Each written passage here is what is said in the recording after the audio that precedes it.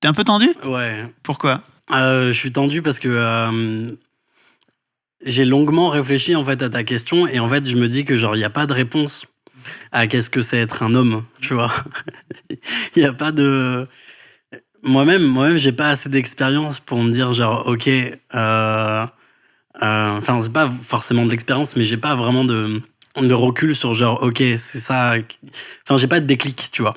J'ai pas de déclic de genre parce que quand j'écoute les autres personnes, eux ils ont à chaque fois une sorte de déclic, un truc de genre qui lui est arrivé dans leur vie, tout ça, et moi j'ai pas ça. Pas tout le temps. Enfin ce que j'ai pu T'as écouté qui ? entendre, Jérémy Detlo. Detlo, ouais. Lui son déclic ça a été genre au lycée ou au collège si je me rappelle bien, et lui tu vois il a eu ce truc là de déclic. C'est trop bizarre. Ok. Bon, je vais venir te demander après, mais en gros, l'idée, c'est que quoi qu'il arrive, tu auras le final cut de ce truc, tu vois. J'enregistre pas contre la vie de mes invités, quoi. Tu vois, ça m'intéresse pas. C'est déjà suffisamment compliqué de venir là. Je sais que c'est pas facile. Hein, tu vois, moi-même, je l'ai fait d'abord. J'ai parlé dans le micro, tu vois, pour parler de masculinité. Donc en gros, sens-toi libre de parler de ce que tu veux parler. Et en fait, après, si tu veux, on cut, quoi. Tu vois. Et en gros, moi, je vais venir je pense que l'un des trucs qui fait la particularité de ce podcast, c'est que pas mal d'invités savent pas forcément ce qu'ils vont venir raconter avant de venir le raconter. Et en fait, l'un des trucs fous de la masculinité, je pense, c'est que on n'y réfléchit pas en tant que mec. Ouais, parce qu'en fait, on y est très peu confronté. Juste, on le vit et on rentre dans les codes et on bouffe les codes sans forcément y faire très attention. Et en fait, le simple fait d'en parler, c'est un peu comme chez le psy, quoi. Je sais pas si t'es déjà allé chez le psy. C'est un peu pareil. Comptoir, quoi. Mais non, mais en fait, qu'est-ce que fait un psychologue ou une psychologue, c'est qu'il t'incite juste à parler. Et en fait, en général, en parlant, tu débloques des trucs auxquels tu n'avais jamais vraiment réfléchi. Donc, bienvenue dans cette séance de psy. Merci beaucoup. Tu disais juste avant de démarrer, et en fait, je t'ai un peu envoyé bouler, je suis désolé pour ça, mais non, t'inquiète. J'aime pas qu'on commence les interviews avant que le micro soit... Parce qu'après, on perd une forme de fraîcheur, quoi, tu vois. Parce que j'ai trop peur. C'est la première fois que je fais un podcast, que je passe dans un podcast, et ça fait bizarre. Et tu m'as dit, quand je t'ai proposé, mais moi, j'ai rien à dire. J'ai rien à dire. Donc d'abord, tu voulais pas ? Je t'ai laissé faire. En fait, quand tu m'as proposé, j'étais hyper content. Je voulais grave faire un truc comme ça. Et parce que j'écoute ton podcast depuis genre 2018, un truc comme ça fait genre 2 ans. Et même dans The Boys Club, je me pose moi-même les questions et je me réponds moi-même aux questions. Et là, de le faire, je me dis ok, waouh, je sais pas. Je ne sais pas ce que je vais raconter. Timide. Ah, non, mais t'es timide. Mais tu sais déjà les trucs que tu vas raconter. Ouais. T'as déjà des trucs. Ouais, semi des trucs. Semi des trucs. Romain, en fait, moi, je t'ai découvert par l'intermédiaire de Panteros, qu'on a déjà eu dans le podcast, qui m'a dit qu'il fallait qu'il revienne parce que le premier épisode lui a chamboulé la tête, tu vois. Donc, maybe, rendez-vous dans 2 ans et ça te chamboulera la tête. Parce qu'en fait, et je sais pas si on le verra sur les écrans, mais moi j'ai eu la chance de le voir. Victor a créé un court-métrage de 15 minutes où il raconte l'histoire qu'il raconte dans The Boys Club. Tu l'as déjà, j'imagine que tu l'as écouté, t'as écouté son épisode, quoi. Ouais, en fait, quand il m'a proposé le rôle, il m'a appelé, il m'a dit, mec, t'as écouté mon The Boys Club? J'ai fait ouais. Il m'a dit, voilà, on va faire un court-métrage sur ça, mec. Je t'envoie le scénar et on se capte dans 1 semaine et on fait les répètes. Waouh. Et j'ai fait ok. Comment il t'a rencontré? Par l'intermédiaire de potes, d'un Pierre Lapin, qui m'a dit mec, il y a un DJ connu qui a partagé tes Vines, parce que du coup je faisais à l'époque des Vines, qui a partagé ton Vine, et j'ai fait ouais, trop stylé. Et je suis allé regarder son nom du coup sur Google, sur le net, et j'ai vu que genre le gars fait des sons charmés, un bête de style, et c'est ce pote Pierre Lapin, me dit Panteros, il fait une soirée, est-ce que tu veux venir? Et du coup, ma première boîte, ça a été à 16 ans, ça a été avec lui, ça a été en backstage et genre Disneyland. Disneyland pour moi, j'ai toujours rêvé de rentrer en boîte. Et à 16 ans, je rentre en backstage, je paye même pas bête de boîte et tout. Et c'est comme ça que je l'ai rencontré.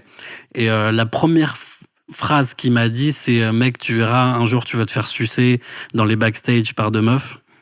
Ça, c'est une phrase qui m'a marqué, qui n'est toujours pas arrivée, mais yes. Ouais. C'est tellement pas son trip en plus à Victor quand il ouais, dit ça. Ouais. J'ai pas compris, j'ai fait ok, mec chelou et tout, faut pas que je traîne avec lui. Mais après, il était gentil avec moi.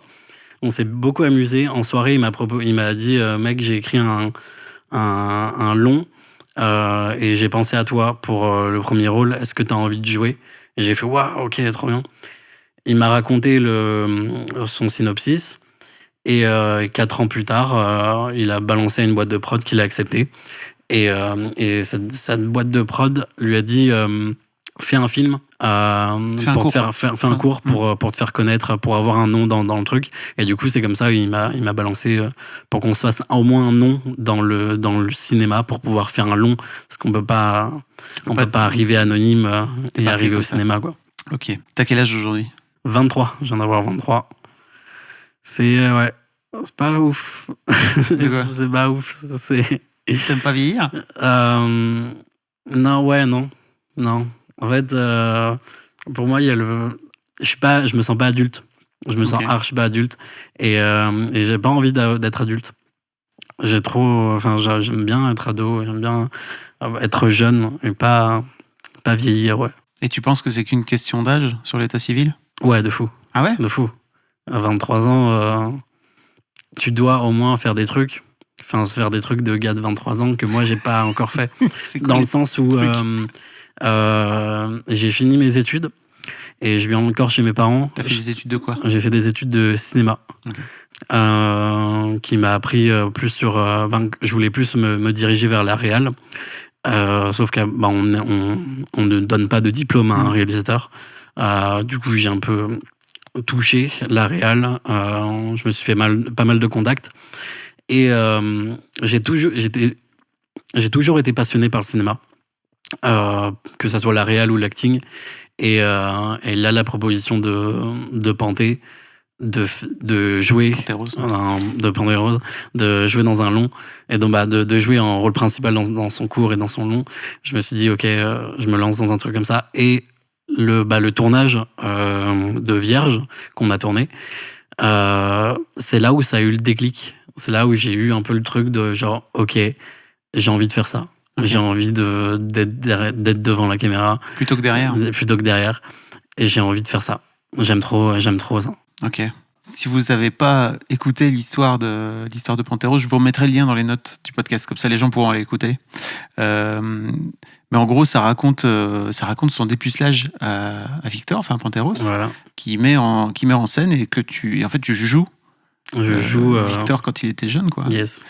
Et tout est à peu près véridique en fait dans cette histoire. Ouais, tout ce qu'il a rencontré dans le podcast, tout est pareil. Et ouais. Il y a juste un truc, c'est qu'à un moment donné, tu danses la tectonique. Je pense pas que c'était la tectonique, lui, quand il... Ouais, non, c'était danse Fortnite. Mais je sais même pas s'il a gardé au montage en plus. Ce qu'il m'a dit, genre, ouais, j'en garde au montage, mais après, ça, c'est un peu cringe et tout. mais ouais, non, il m'a... C'était en soirée, j'ai fait une danse Fortnite, il m'a dit putain c'est trop stylé, du coup on l'a mis dans le film. Ah c'est une danse Fortnite, je pensais que c'était une danse... j'aurais dit que ça ressemblait à de la tectonique, mais ok. Je pense, c'est une sorte de... C'est un peu les mêmes moves que tectonique. Là, je sais même pas si le film va sortir en plus. Covid, tout ça, de base, il devait être présenté par des festivals, dans des festivals. Et je sais même pas si... Même lui, il sait pas en fait. Donc c'est un peu... On sait même pas... On vous tiendra au courant, les boys clubbers. Imagine, ça sort pas et du coup, on fait un truc pour rien. Bah non, Enfin, non, pas pour rien. On est en train de parler on parle depuis 5 minutes, mais ça permet aussi d'expliquer un petit peu comment tu te retrouves là, quoi. Voilà, ouais. Et ton background. Yes. Ton background. J'ai un background. Tu as un background. J'aimerais bien qu'on creuse un petit peu avant que tu parles de cette histoire de vrai mec. enfin, qu'est-ce que c'est que pour toi être un mec, pardon, de cette histoire d'avoir peur de vieillir. Ça te vient d'où? J'ai plus peur de l'oubli, de vieillir et d'être oublié. Ah ouais? Ouais. Mais t'as encore plein d'années avant de tomber dans... Ouais, bien sûr, ça je le sais. C'est dans longtemps. Mais j'ai pas envie.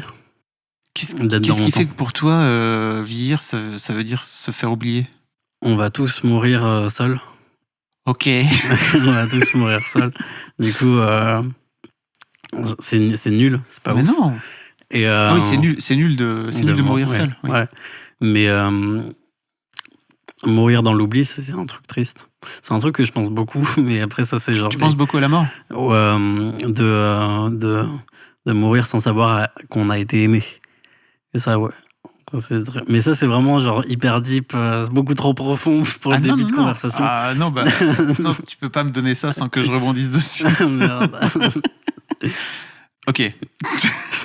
C'est trop profond. Non, c'est pas trop profond. T'es ouf. Tu démarres là-dessus. On peut commencer par mon année de collège et tout ça. Non, là, on parle de mort et tout. On parle de... Bah, c'est toi qui m'a lancé sur ce sujet-là. En fait, pour toi, c'est important d'être aimé? Ouais. Ça veut dire quoi, être aimé?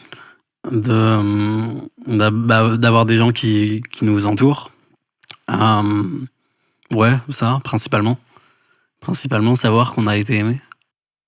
Et tu crois que... Enfin, t'as du temps pour arriver à ça, non? Ouais. Ok. Mais c'est un truc qui me hante un peu dans... Qu'est-ce qui fait que t'as peur de pas... Enfin, t'as peur de pas y arriver? Ouais. Ok. Pourquoi? Peur de l'échec, tout ça. Ouais, mais de l'échec d'être aimé? Ouais. Ok. Ouais. Parce que t'as plein de peur de l'échec, t'as pas... Enfin, tu vois. Ouais. J'ai eu une rupture difficile. Ok. Je suis sorti avec une personne pendant 1 an et demi et elle est partie du jour au lendemain. Et j'ai fait waouh, ok, c'est comme ça que ça fonctionne, les ruptures. C'était il y a pas très longtemps? Non, c'était il y a 4 ans, un truc comme ça. Ah, ok. Mais du coup, ça m'a mis genre 1 an à m'en remettre un peu. J'étais en mode ok, waouh, je m'y attendais pas. Je suis passé par toutes les phases de deuil. Tristesse, colère, tout ça. Et ça a mis très longtemps avant de me remettre.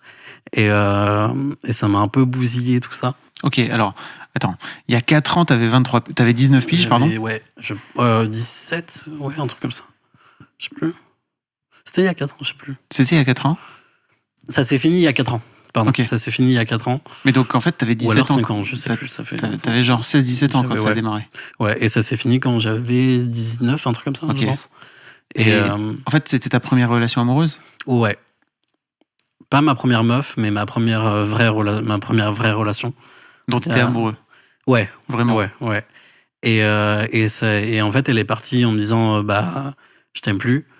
Comme ça? Ouais, comme ça. En fait, il n'y a pas eu d'embrouille. Pendant toute la relation, il n'y a pas eu d'embrouille, il n'y a pas eu de dispute et tout ça. C'est vraiment juste je t'aime plus, je veux changer, je t'aime plus. Et en fait, le recevoir, c'est genre moi non, moi je veux continuer. Et je l'ai laissé faire, enfin je l'ai laissé partir. Et ça m'a hanté pendant 1 an où j'ai rien fait.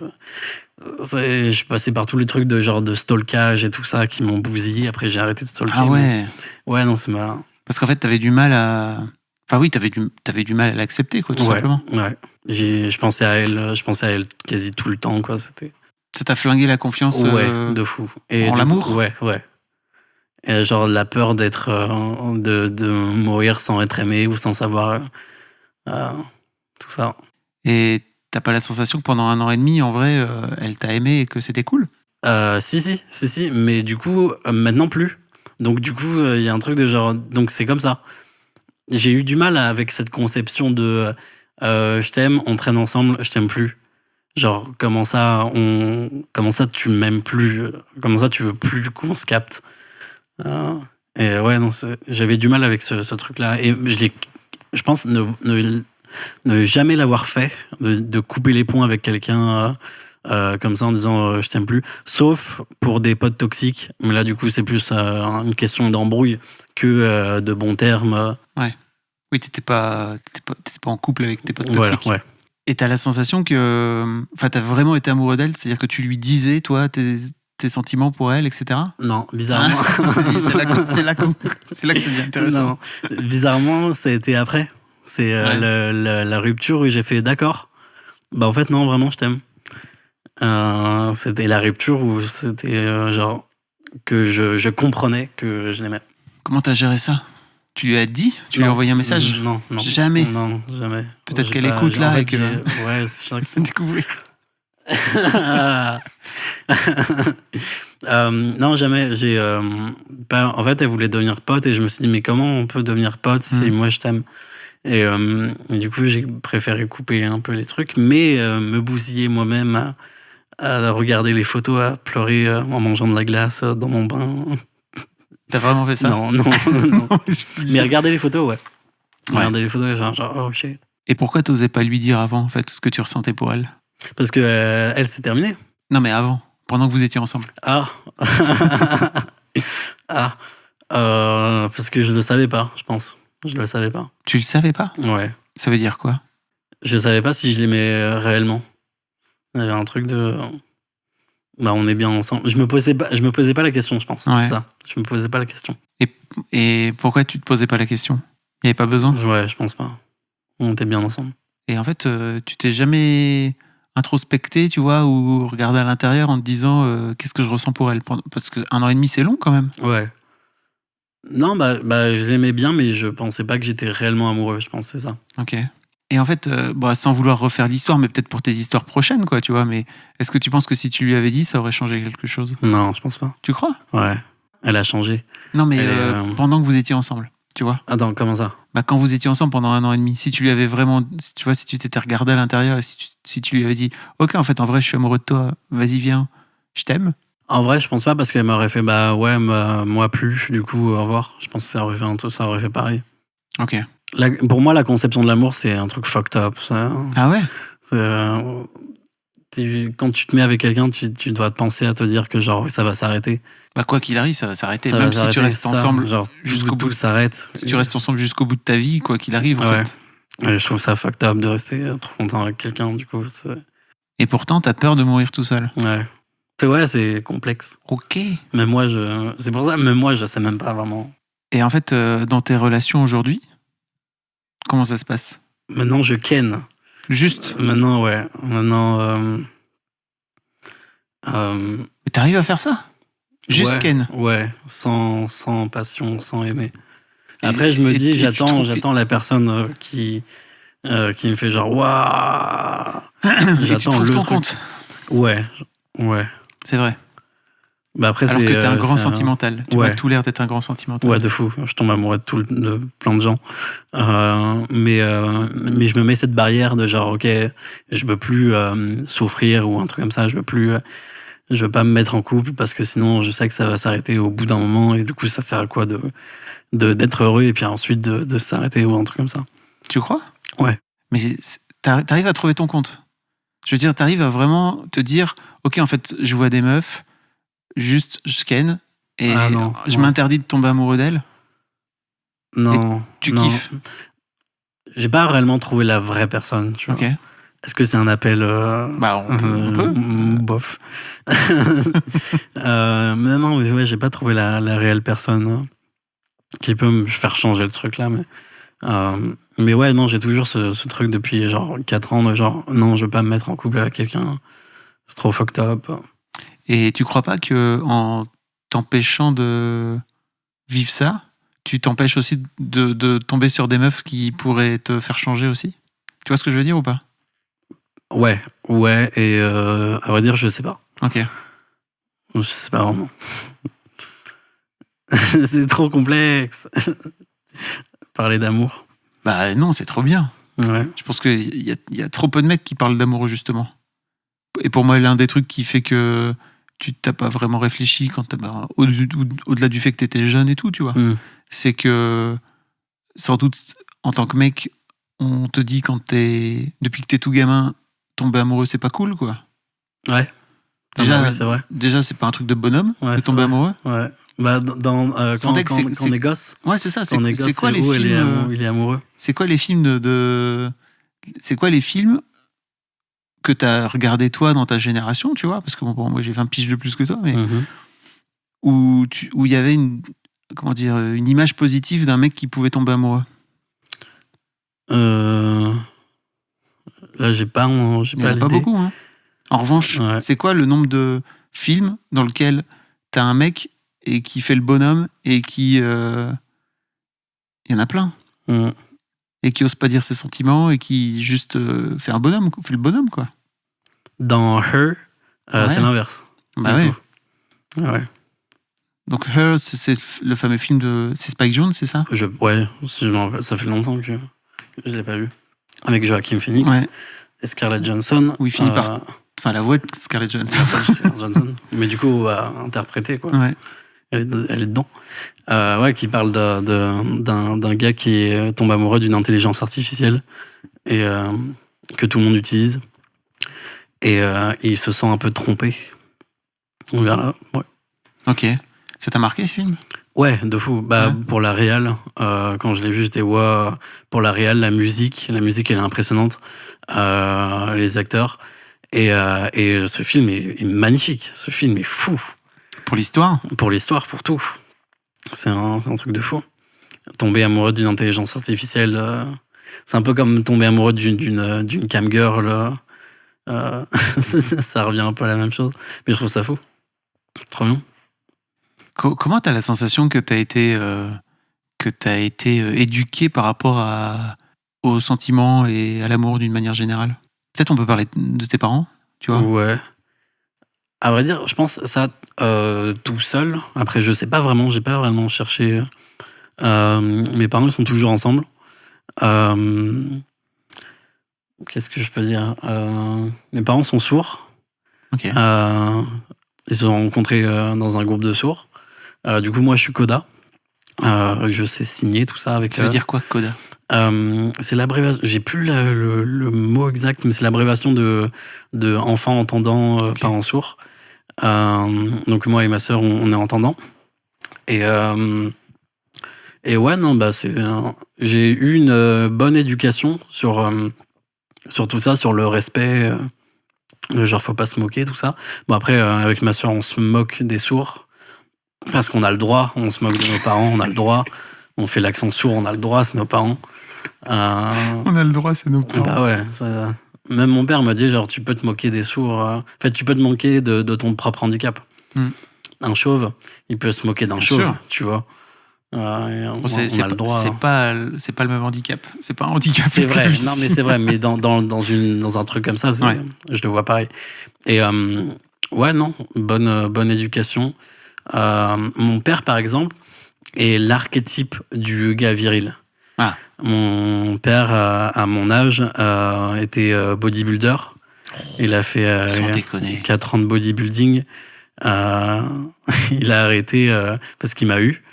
Il a fait des concours et tout ça. Il est arrivé à un truc et il s'est dit, en fait, j'arrête parce que le bodybuilding, c'est genre 1000 gars pour qu'un seul mec soit le plus musclé de l'année. Et du coup, c'est hyper compliqué. C'est d'entraînement tous les jours, sauf le dimanche et tout ça. En plus, il était à la fac en même temps et il m'a eu, moi, donc du coup, il a arrêté. Il t'a eu jeune alors? Ouais. Je sais plus à quel âge. 26, un truc comme ça. Ok. Je pense. Ouais. Et ouais, c'est l'archétype du gars viril. Il est stock, il est encore stock. Il a une barbe de hipster, des cheveux de hipster. Il roule en Harley, il a des voitures de collection. Il a un gang de motards. Il est président d'un gang de motards. Donc c'est pas comme un truc américain, Son of Anarchy, tout ça. Mais c'est vraiment un gang, sauf qu'il n'y a pas les trucs de drogue, d'armes, pas de trafic de drogue, d'armes, tout ça. Mais ouais, non, j'admire mon père pour le badass qu'il est.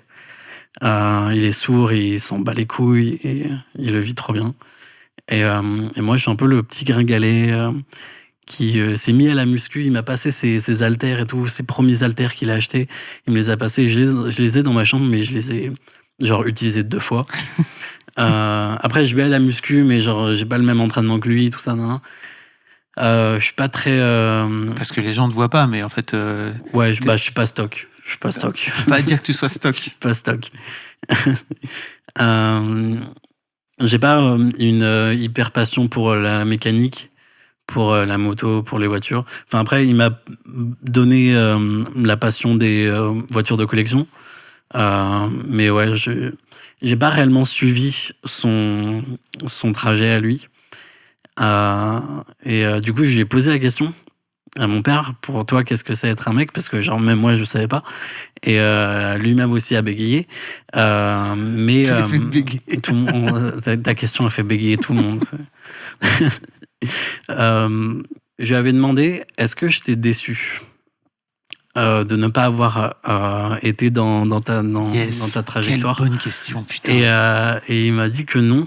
Il m'a répondu que non. Et du coup, je lui ai exposé le truc de genre, ouais, mais regarde, tu m'as donné tes haltères, tu me donnes tout, et je fais pas ce que tu fais. Et il m'a dit, moi, moi, je m'en fous, je te donne les clés, je te donne la base, et puis ensuite, c'est à toi de te débrouiller, tout ça.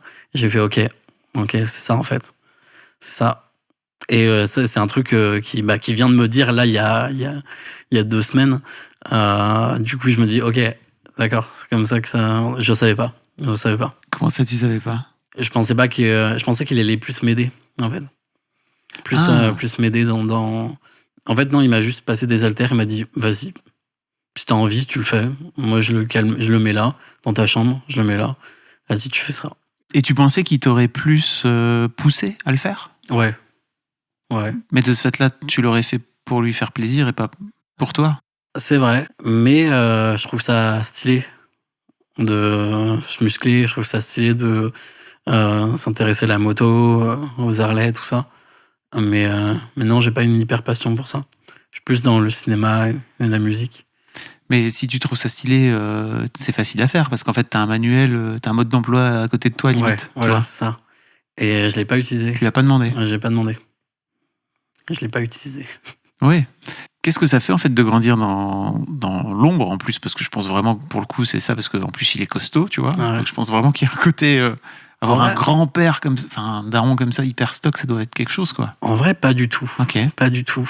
Il est très solitaire, très dans la sagesse. Il lit beaucoup. Il nous a beaucoup appris, moi et ma sœur, à comment s'apprécier, à comment apprécier les gens, tout ça. Très dans la sagesse. Et je vis pas dans l'ombre de lui. C'est plus lui qui me met en avant, qui me met non-stop en avant. Et moi, je suis genre timide, mes petits doigts comme ça. Ouais. Est-ce que tu lui as parlé de ta rupture à ton père? Ouais, c'était très bref. C'était juste... moi et elle, c'est terminé. Il a fait OK. J'ai fait OK. T'es pas allé le voir quand t'étais Non. en mode total somme? Non. Pourquoi? J'ai jamais parlé de ça à mes parents, à ma sœur non plus. Non. Très dans mes pensées à moi, de genre c'est mon problème, est-ce que c'est un problème, je sais pas, mais genre c'est mon truc. Moi, si ça te rend triste, ouais, c'est un problème. Ouais. Mais je préfère me penser penser à moi que demander aux autres. Pourquoi? Je sais pas si... Ouais, je pense que j'ai besoin d'aide, mais j'ai pas forcément besoin d'aide sur ça. Je préfère plus avoir ma rétrospective, enfin, comment gérer moi-même mes trucs, parce qu'on a tous des problèmes, et ça sert à quoi de demander problème. Tu sais que le vrai problème, enfin, c'est l'un des problèmes des mecs, c'est que d'une manière générale, on les éduque pas à demander de l'aide. Et tu sais qu'il y a un taux de suicide qui est chez les mecs, alors je dis pas que c'est ton cas, tu vois, mais pour les mecs qui sont vraiment dans le mal, peut-être d'ailleurs que tu as eu des pensées suicidaires, j'en sais rien, je tire des conclusions hâtives, tu vois, mais pour les mecs qui sont vraiment dans le mal, le taux de suicide est genre 3 fois supérieur aux meufs. Mm-hmm. Parce que, en fait, on n'est pas habitué à demander de l'aide. Ouais. Alors que, en fait, c'est pas très compliqué de demander de l'aide. Qu'est-ce qui fait que tu demandes pas d'aide? T'as peur? J'ai pas peur en tant que mec, j'ai plus peur sur mes problèmes, moi. Comment ça? Déjà, j'ai pas subi d'harcèlement scolaire, alors que j'avais un peu tout pour être harcelé.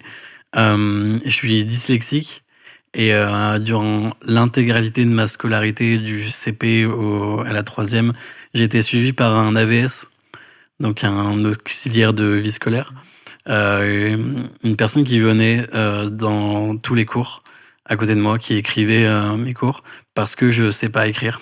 Je sais mal former mes lettres. Encore, non, moins maintenant, mais c'était hardcore à l'époque. Et du coup, même moi, j'arrivais pas à me relire, en fait. Et j'ai été suivi par un AVS comme ça. Et en fait, j'avais tout un peu pour être le gars un peu bizarre qui traîne toujours avec un mec qui lui écrit à sa place et tout ça. Et jamais. Je me rappelle juste de la racaille qui m'a dit c'est qui lui. J'ai fait la racaille du collège qui m'a fait c'est qui lui. J'ai fait c'est mon AVS. Il a fait ok. Il n'y avait pas de truc de genre ah t'es chelou, on traîne pas avec toi. Très bienveillant. Et ouais, non, j'ai pas, même au lycée, j'ai pas eu d'harcèlement scolaire. J'ai plus été un peu contribué à du harcèlement sans le vouloir. Ah, tu as contribué. Ouais, sans le vouloir. En fait, je t'ai même pas posé la question. Parce qu'en fait, c'est quoi pour toi être un mec ? Oh putain. Bah ouais, en fait, peu importe, on a parlé, t'as déjà donné plein de choses, mais en fait, si on démarre par cette question-là. Pour moi, c'est la concurrence. La virilité, la concurrence. La concurrence dans le sexe. De genre, qui est le meilleur baiser, enfin, qui est pas le meilleur, mais qui est le plus qui baise plus de personnes. Pour moi, c'est ça, ouais. Et c'est ça pour toi, ça veut dire que pour toi, tu te retrouves là-dedans. Ouais, j'ai traîné au collège, j'ai traîné avec des fuckboys qui étaient en mode moi je gère des meufs et tout ça. Et moi j'étais vraiment genre le gars puceau, genre ok. Et du coup, je pense comme pas mal de gars, j'ai fait. Gérer vraiment des meufs avec le recul ou juste ça, je sais pas. Mytho. Ça, en vrai, je sais toujours pas. Mais même moi, je mentais, en fait. Je faisais genre, ouais, moi aussi, je ken. On ment tous. Ouais. Plutôt que... c'est tellement normal, en fait. C'est tellement un truc de gars. Mais ouais. Ouais, non, la concurrence de ça, et même encore peut-être un peu maintenant, quoi. Et toi, tu te retrouves là-dedans. C'est-à-dire que toi, pour toi, là, t'es dans un game où il faut que t'ailles gérer le plus de meufs possible. Non, parce qu'avec avec beaucoup de recul, je me suis dit, c'est pas ça, en fait. Mais pour moi, être un mec, enfin, de mon point de vue d'adolescent, je le vois comme ça. Et c'est pas un truc à faire. C'est pas du tout un truc à faire. On doit s'entraider. Mais ouais, non, c'est pas... Alors, spoiler, t'es plus adolescent. Ouais, c'est vrai. Ça fait chier. Désolé, mais... Ça fait chier. Pourquoi tu reviens à l'adolescence ? Parce que je parle de... parce que moi, là, je me vois pas comme étant adulte ou un truc comme ça, tu vois. Je me vois pas comme adulte. Ok. À quoi c'est dû, tu penses ? La peur de l'échec. La dyslexie a fait beaucoup que ça m'a rendu fucked up sur tout ce que je fais. Ça échoue parce que je suis fucked up. Et ouais, non, la peur de l'échec. Attends, tout ce que tu fais, ça échoue. Ouais, vraiment. Tout ce que j'entreprends. Tu penses vraiment ça ? Ma relation amoureuse, mes diplômes. T'as vraiment dit tout ? Ouais. T'as pas eu tes diplômes ? Non. J'ai passé le bac, mais du coup, je l'ai pas eu. Ok. Alors que j'ai eu un AVS et un tiers-temps. Mais en fait, et tout part de la dyslexie, tu penses ? Ouais. Okay. Ouais, pour moi, vraiment, tout est un énorme problème sur le retard scolaire que j'ai eu. Ouais, tout est sur ça. Malgré les aides, etc., ça n'a pas suffi ? Non. Okay. Après, genre, la dyslexie, ça se travaille par le temps. Donc, bien sûr, je suis moins teubé qu'au début. Mais t'étais pas teubé. Enfin. Non. Mais j'ai plus de curiosité qu'au début. Enfin, je pense... Ouais, non, je suis toujours été curieux. Mais j'ai plus de... Comment dire ? J'ai même pas les mots. Mais en fait, ça veut dire quoi ? Ça veut dire que t'avais du mal à lire ? Ouais, j'ai du mal à lire, du mal à former mes lettres, à écrire. Et ça a été vraiment un problème pour moi de ne pas être intégré, de ne pas faire des trucs, d'intégrer dans la société, tout ça. D'être toujours aidé, toujours été aidé. Et ça me fait chier parce que je voulais être normal, quoi. Normal. Ouais. Qu'est-ce que ça veut dire? C'est bizarre de dire ça en plus avec deux parents handicapés. Bah oui, c'est fou. Surtout que tu dis que tes parents, ils ont l'air de bien vivre, tu vois, leur surdité, etc. Ouais. Quoi. Mais moi, des fois, ça me met vraiment dans un mood de genre, ok, ce retard scolaire a pris beaucoup de dessus. Après, ma passion prend le dessus sur la dyslexie. Le cinéma, l'acting, tout ça, c'est un truc que j'arrive à surpasser. J'arrive à lire des longues tirades de textes alors que je bégaye quand je lis un livre. Ouais, non, la passion surpasse. Ouais, et puis c'est de l'entraînement, j'imagine. De fou. Puis il y a un truc de confiance aussi, peut-être. Plus tu réussis, plus tu te dis que tu peux réussir tout seul. Parce qu'aujourd'hui, j'imagine que l'un de tes problèmes, c'est que tu n'as plus d'auxiliaire de vie avec toi, quoi. Tu vois. C'est peut-être ça aussi le problème d'être adulte, c'est que en sortant de l'école, tu finis par ne plus avoir d'aide à disposition et que tu dois te démerder tout seul. Enfin, j'imagine que c'est ça. Ouais. Peut-être je te mâche trop le travail, je sais pas. Mais... Non, je pense que c'est... Tu sais, moi, quand je te vois dans Vierge, je vois un super acteur, en fait. Tu vois, je vois vraiment quelqu'un qui est capable d'incarner ce rôle génialement, en fait. En plus, je pense que le rôle, il te convient à merveille, quoi. Tu vois, ça marche très très bien pour toi. J'ai une gueule de puceau. Non, mais sans ma moustache. Mais ouais, mais en fait, je pense que t'as même une forme de, comment dire, t'as une forme de naïveté dans le regard et tout qui marche super bien, quoi. Tu vois. Et je sais pas si c'est naturel, mais en fait, en tout cas, tu le joues très bien le rôle, tu vois, de gamin qui cherche un peu à s'adapter pendant les vacances, là, comme ça. Et moi, je vois pas un dyslexique, quoi, tu vois. C'est ça, que je dire. Ça se voit pas. Ça se voit pas.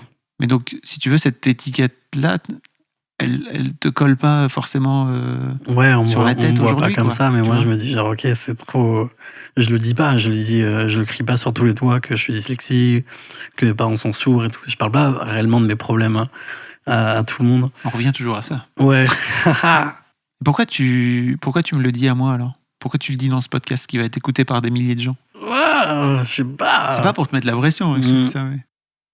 Pour enfin le dire. Ouais. Parce que je l'ai trop caché. Enfin, après, je suis pas hyper connu ou hyper... non, mais... le gars influent, tu vois. Non, mais même non, j'ai pas mal caché sur ça. Et tu penses que ce sera plus simple après de le dire autour de toi? Peut-être. Ok. Ouais. D'avoir cette étiquette de genre, ouais, je suis dyslexique, ouais. C'est vrai que c'est pas une étiquette à avoir. Non, mais en fait, c'est pas ça, c'est que pour moi, c'est pas... De pouvoir se livrer, ouais, ça me fait du bien. Ok. J'ai jamais eu de psy, j'ai jamais pris de psy. Ouais. Mais du coup, là, en première expérience... Je suis pas thérapeute, je suis pas spécialiste. je m'en fous, je vais revenir sans micro et je vais revenir te voir. Je m'en fous. J'aimerais bien qu'on parle de cette relation. Victor m'a dit que vous aviez vraiment développé au-delà de ça une vraie relation d'amitié. On est les McFly et les Carlito Bresson. Ouais, mais en fait, McFly et Carlito, ils ont le même âge. Ouais. Ils ont fait le lycée ensemble, etc. On a 10 ans d'écart. Vous avez 10 piges d'écart avec Victor. Je suis sa muse. Et je lui apprends comment les jeunes se comportent. Je lui apprends les trucs de Jones. Lui m'apprend des trucs de la vie. On est le yin-yang. C'est trop bien. J'aimerais bien qu'on en parle un peu, en fait. Comment vous, au-delà de cette première phrase qui était chelou, si tu veux, ça me paraît tellement bizarre venant de Victor, mais je vois très bien comment il a fait. Il a tenté de te déstabiliser, en fait, tout simplement. Je pense, ouais. J'aimerais bien que tu me parles un petit peu de cette relation d'amitié. Ça s'est plus formé, notre amitié s'est plus formée quand on a commencé à écrire Vierge.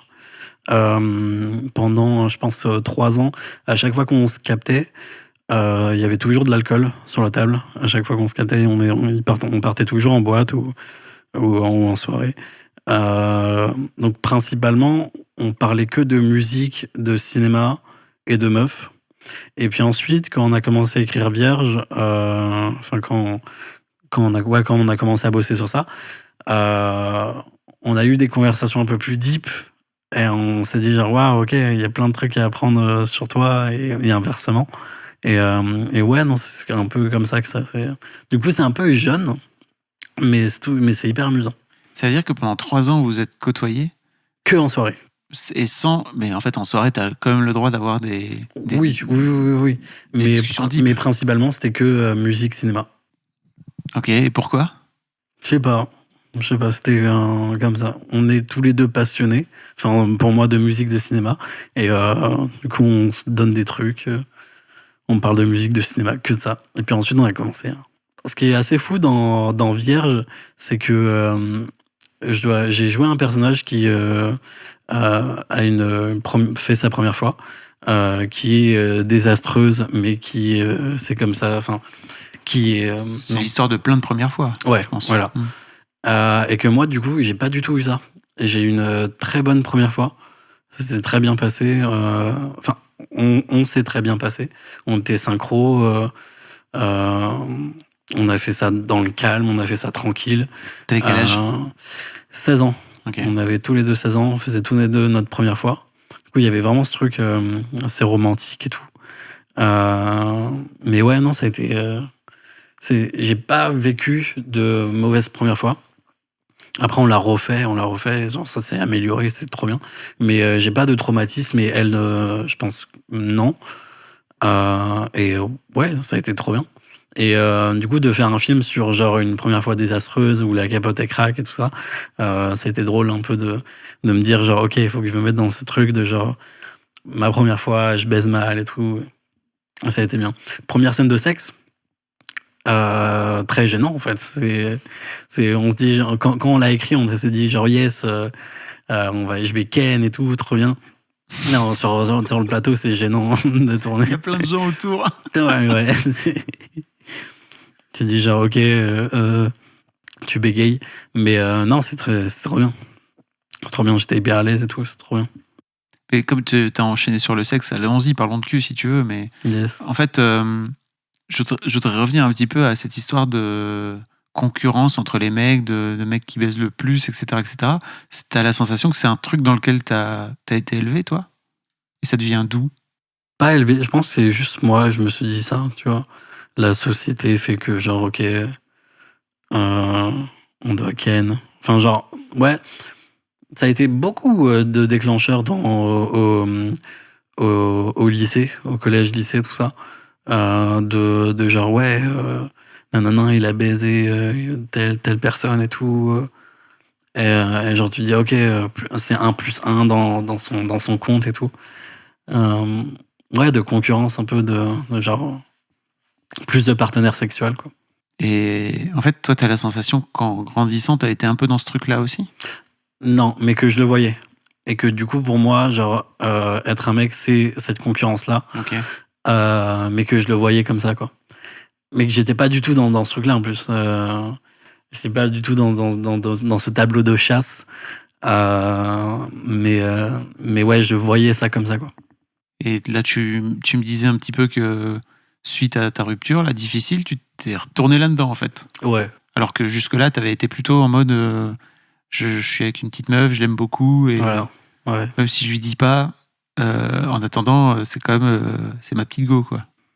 J'ai fait un switch de fuckboy. Ok. Et t'as la sensation aujourd'hui de te comporter comme un fuckboy? Non, je Ok. pense pas. Alors, juste pour remettre un peu de contexte, mais pour moi, ce que c'est un fuckboy, c'est un mec qui joue sur l'ambiguïté de ses sentiments pour garder les meufs au frais, quoi, tu vois, pour les garder sur le Du coude. coup, ouais, en fait, ouais, je pense c'est ça que tu fais. Je pense que je suis pas du tout dragueur. Je suis pas du tout dans la drague. J'ai jamais fait ça. Je sais pas le faire. Je sais pas le faire. Ça a toujours été genre des meufs qui viennent vers moi et pas qui me draguent, mais juste qui viennent vers moi.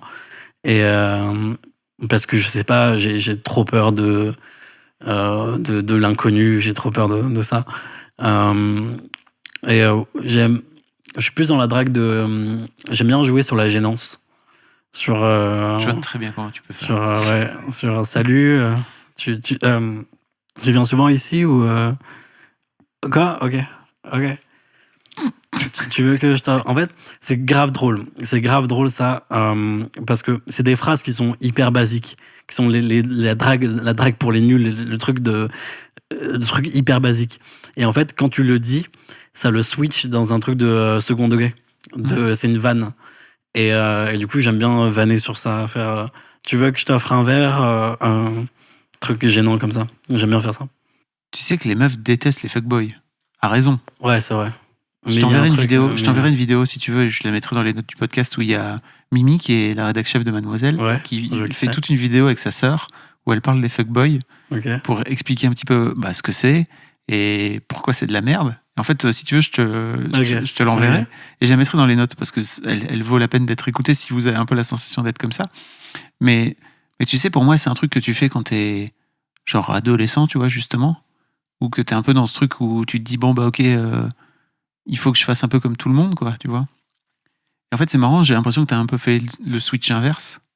Mais peut-être que c'est à cause de cette rupture, tu vois. Et je te juge pas, tu vois, je te juge pas du tout. Moi, au contraire, c'est cool de le dire, je pense.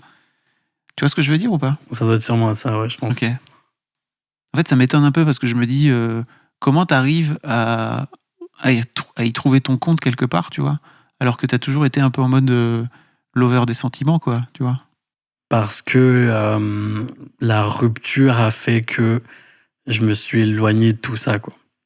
Je me suis éloigné des sentiments, tout ça. Et t'as tout mis en veille. Ouais. Genre, c'est comme si t'avais foutu la téloche. Ouais. Ok. Peut-être qu'un jour ça va sortir et j'aimerais bien en sortir de tout ça. Mais faut d'abord que tu rencontres. Mais là, j'ai pas le déclic. Ok. Je vois que t'as un petit nail art et tout là, mon pote. Yes. Qui t'a fait ça? Moi-même. Je me mets du vernis. Je trouvais ça stylé. C'était genre à une soirée costumée où le thème c'était se saper dans les années 2000. Du coup, moi, je me suis habillé en emo skater qui écoute du Green Day, Linkin Park. T'étais vraiment comme ça? Ouais, dans la soirée. Non, mais je veux dire, dans les années 2000, t'étais vraiment comme ça? Ah non, c'est un costume. Et en fait, genre, juste le lendemain, j'avais mis du vernis et juste le lendemain, je me suis dit, ok, putain, trop stylé. Vas-y, je le garde. Et ça fait genre 2 ans que je mets du vernis, du coup, parce que je trouve ça trop stylé. Et ouais, il y a un truc, personne m'a dit, genre, ouais, c'est un truc de meuf, ou c'est un truc de gay, de faire ça. Personne t'a dit ça. Personne m'a dit ça. Personne m'a dit ça. Vive vraiment vive 2020, quoi, tu vois. Il y a juste une meuf qui m'a dit, ouais, est-ce que t'es non-binaire? J'ai fait non. Fait, mais du coup, t'es pas gay? J'ai fait non. Après, du coup, on s'est foutu de sa gueule avec mes potes parce que c'est de gaulerie. Parce qu'elle était un peu perdue de poser la question si je suis non-binaire alors que je mets du vernis. Mais ouais, non, personne m'a vraiment fait ça. Et moi-même, je me suis dit, en fait, parce que je le sais, tu vois, genre, que, genre, principalement, en fait, je mets juste du vernis parce que je trouve ça stylé et j'ai rien à revendiquer. Et je sais que, genre, il y en a souvent qui revendiquent des trucs et tout ça. Et que eux, ça leur pose problème. Mais du coup, moi, genre, jamais on m'a interpellé pour me dire, genre, c'est un truc de fille, enlève ça. Jamais. Même mon daron, qui est le gars, qui est vraiment cette image de gars viril et tout, pas rien. Très respect sur tout ça.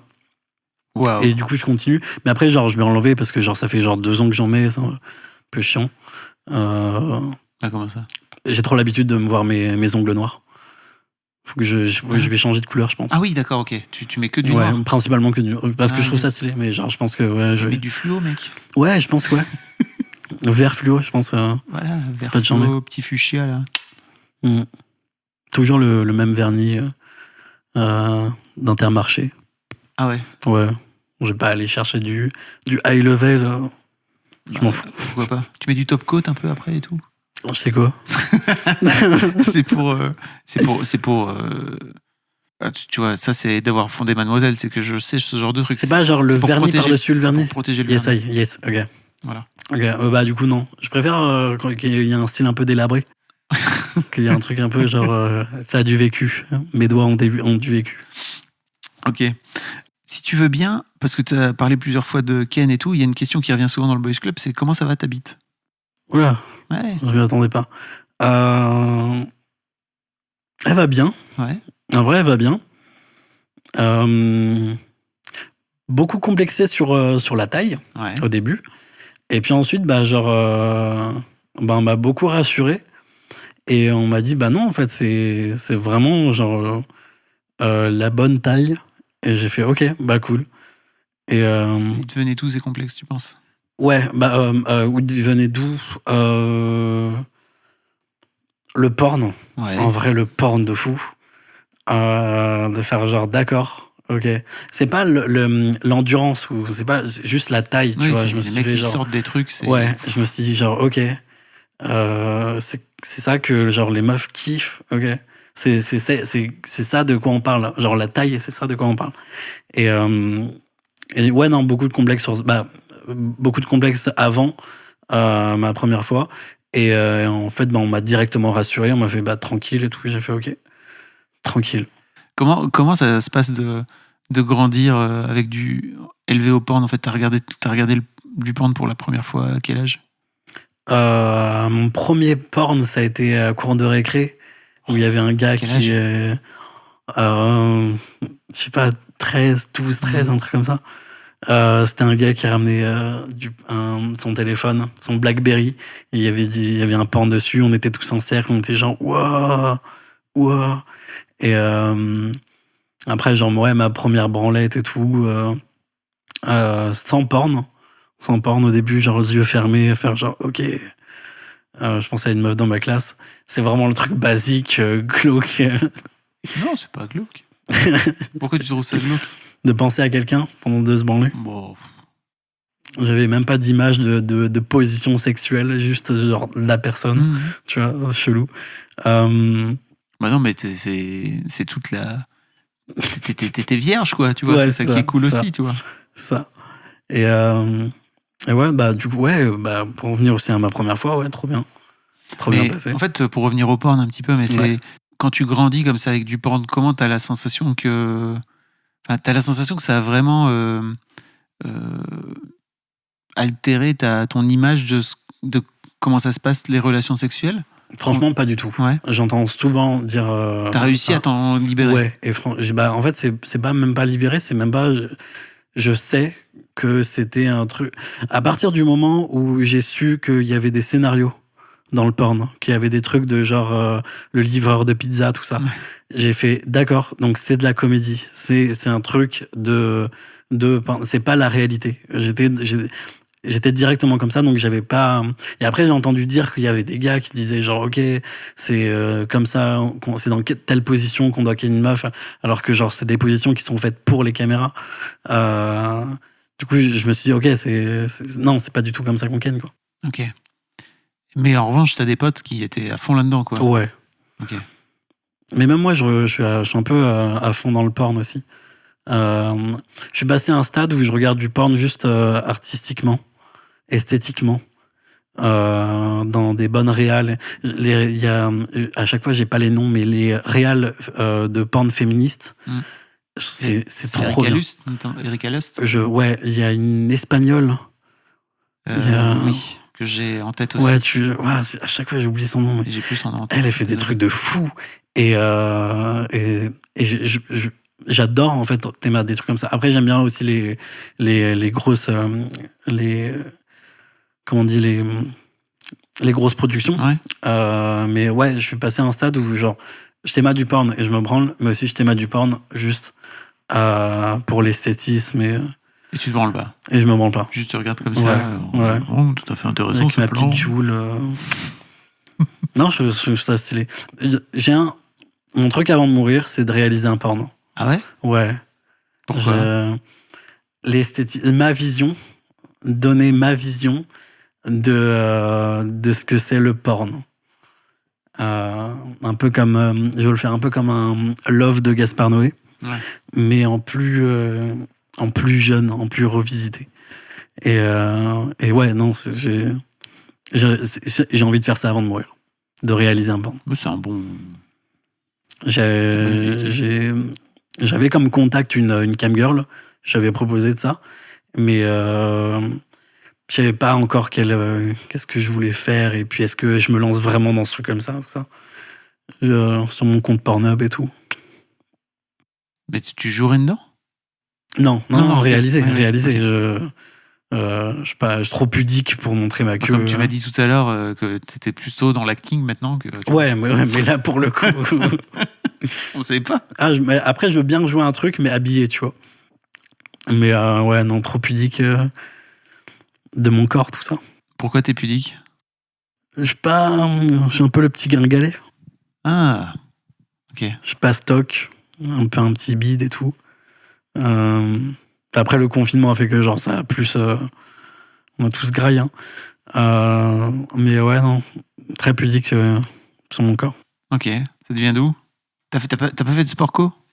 Si, de fou. J'ai fait plein de sports. Mon père m'a initié à beaucoup de sports. J'ai fait de la boxe, j'ai fait je voulais faire du catch. Du coup, j'ai fait... ouais, quand on est gosse, on voulait tous faire du catch. Du coup, j'ai fait de la lutte. J'ai fait pas mal de sports. Et ouais, beaucoup dans le sport, mais pas dans... Mais très peur, très pudique. Et t'allais pas dans les douches? Je te dis ça parce que le sport co, c'est cool aussi pour... Ah, ce truc de douche... Tu vois d'autres beats, tu vois, ça te... En vrai, ça, non. Ça te détend un peu? Non, moi, ça me dérange. Enfin, c'est pas... Ouais, je m'en fous. Mais c'est pas que tu t'en fous, c'est que ça aide aussi à décomplexer, tu vois. Ah ouais, sur ce truc. Mais après, c'est... les douches, tu regardes par terre, t'es là, tu traînes dans ta douche, quoi. Tu vois. Tu regardes pas les autres. En tout cas, pour ma part... Ah, moi, je regardais toutes les autres beats. Hein, ah ouais? Bah ouais, en fait, c'est une bonne façon de se comparer aussi. C'est cool. Ah ouais? Et ça mange pas de pain. Je sais pas, moi, je suis genre dans mon truc. Je vais me doucher, je m'en bats les couilles. Okay. Est-ce qu'il y a la sensation que, à cause du fait que tu sois un mec, t'as fait des trucs où tu te disais, ok, être un mec, c'est ça, être un mec. Donc, je vais le faire. Et d'un autre côté, tu trouvais ça complètement idiot. Au fond de toi. Toujours vouloir être stock. Un mec, ça doit être musclé. Et toujours vouloir avoir un beau corps, tu vois. Plaire aux autres. Plaire à soi-même et plaire aux autres. Ça, je me suis dit, genre, ok, c'est un truc de gars. Mais putain, qu'est-ce que c'est con, en fait. Genre, tu te plais à toi, tu t'en fous. Tranquille. Ça vient de ton père, sans doute? Ouais, de fou. Voir mon père torse nu, méga stock, et moi, genre un petit bide et tout, pas ouf. Je me suis dit, ok, c'est ça le problème. Mais en fait, non, après, genre, je m'assume dans ce truc de genre du regard des autres, mais toujours avec cette pudeur de genre, toujours avec ce blocage, quoi, tu vois. Après, je traîne toujours torse nu, je sais pas, à la plage ou piscine ou tout ça. Mais ouais, toujours un peu ce truc. Se dessaper devant une meuf, c'est toujours autant gênant. Ah ouais? C'est toujours autant gênant.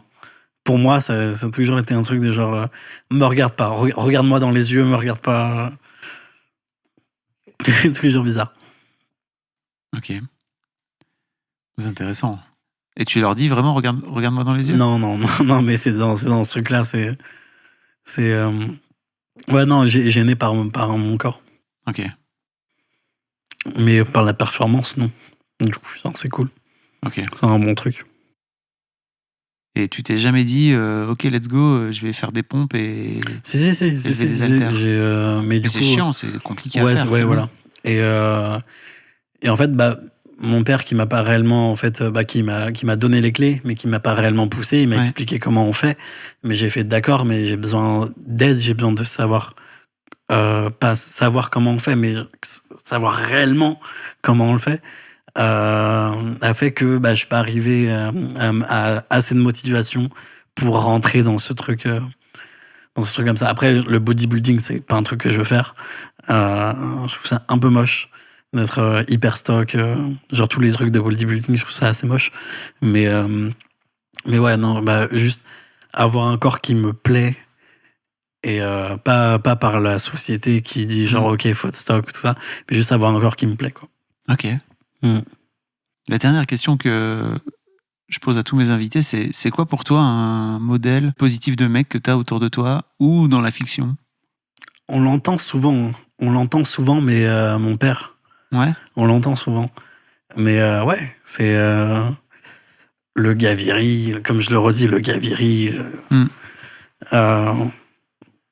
Ouais. Il m'a beaucoup appris. Toujours beaucoup appris sur le respect, sur tout ça. Sur comment on fait pour se débrouiller dans la vie en tant que même lui handicapé et moi handicapé aussi. Beaucoup d'entraide, mais ouais, genre mon père. Je sais pas comment développer. Parce que j'ai un peu tout dit du coup. Bah non, mais c'est très bien. J'ai beaucoup parlé de mon père, du coup, Ouais. je me dis genre ok. J'étais en train de me demander comment ton père va pouvoir écouter ou lire Ouais, cette mais moi, interview. je lui ai dit genre vas-y, je vais quand je lui ai posé la question genre ouais, pour toi qu'est-ce que c'est être un mec et tout, on m'a invité dans ça. Je sais pas si je vais lui traduire. Je sais pas. C'est drôle qu'il en entende pas. Ouais. Et que c'est drôle. Et que ce soit uniquement audio en plus, parce Ouais. que j'imagine qu'il a appris à lire sur les lèvres. Ouais, bah Tu ouais. vois. Ils sont, ouais. Mais ouais, je sais pas, ouais. Je pense que je vais lui dire. Je sais pas, plus tard, ou peut-être dès que ça va sortir. Ok. Mais j'hésite encore. Bon, merci Romain. Merci beaucoup. C'était très cool. Yes. On se donne rendez-vous dans quelques années pour la suite. Ouais, de fou. Partie 2 et tout. Quand t'auras maturé Yes. les sujets. En vrai, ça va être chelou, mais ouais. De reparler, de me réécouter, de faire genre, ok, partie 2 et tout. On fera ça. J'ai hâte. À plus. À plus.